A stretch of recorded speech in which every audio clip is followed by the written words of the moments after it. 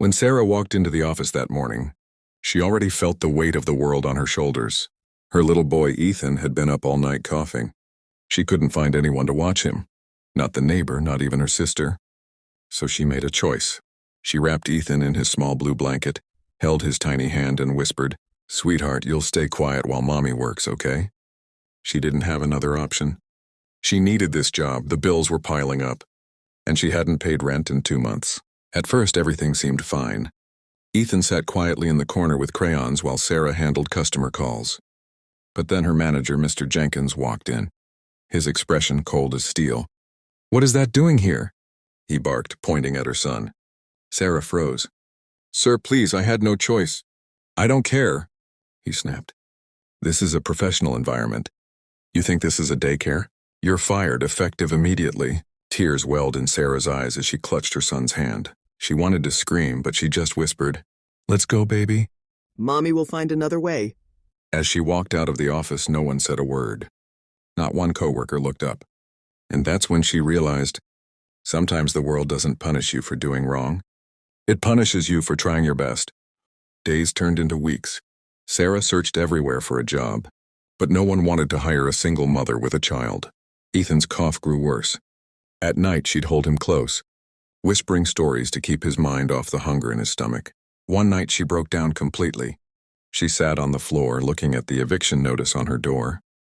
Her hands shook as she held Ethan's photo, and she whispered, "I just wanted to give you a better life, baby."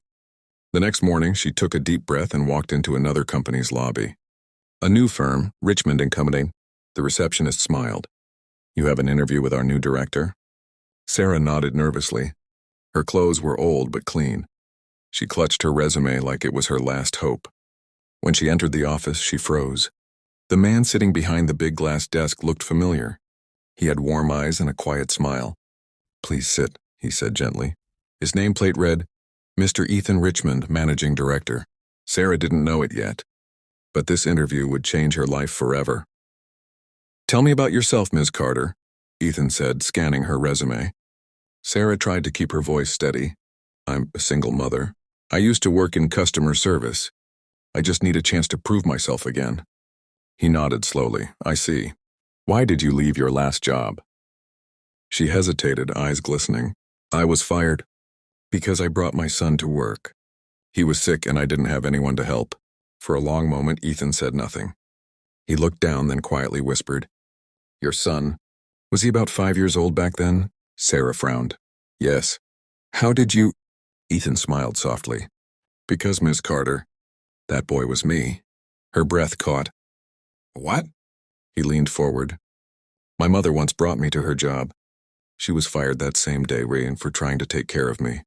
We lost everything. But her strength inspired me to build this company." Tears streamed down Sarah's face as she realized who sat before her. The boy she once carried through her darkest days had become the man offering her light. Ethan stood up, walked around the desk, and handed her an envelope. "Ms. Carter," he said, voice gentle, "you're hired as my personal executive assistant. And there's something else." She opened the envelope. Inside was a check, enough to pay all her debts. She covered her mouth, speechless. "Why would you do this for me?" He smiled softly. "Because once upon a time you didn't give up on me. You showed me what love looks like." Sarah's tears fell onto the check.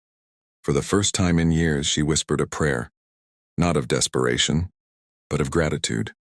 As the music fades, Ethan looks out the window, whispering to himself, "Sometimes life fires you, just to lead you somewhere you were meant to belong."